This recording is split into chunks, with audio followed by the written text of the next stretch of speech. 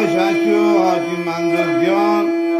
و هستو کشمیر جان و اقبال جان عزت جان و هستو حاجی جان فرمایش این واجه من نام ندارم الله جان فرمایشی و صوبان جان فرمایشی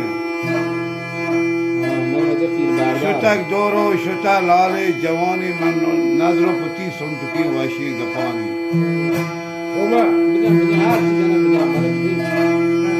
شتک دورو شتا لال جوانی شتا دورو شتا لال جوانی من نظر پتی واشی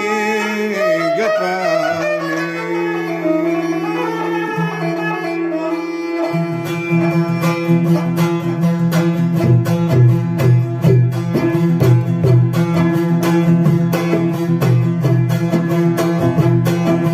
شتک دورا شتا لال جوانی من نظر پتی واشی گپانی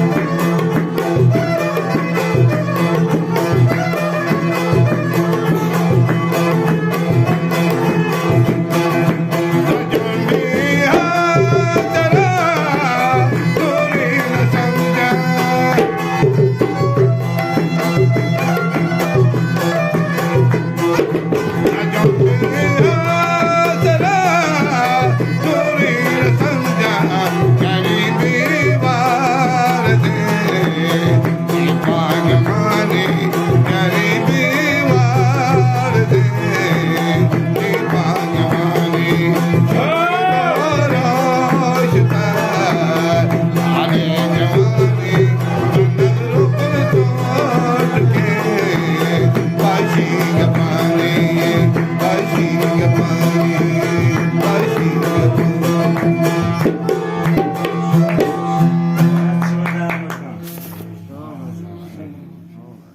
एक जणे खावा बघा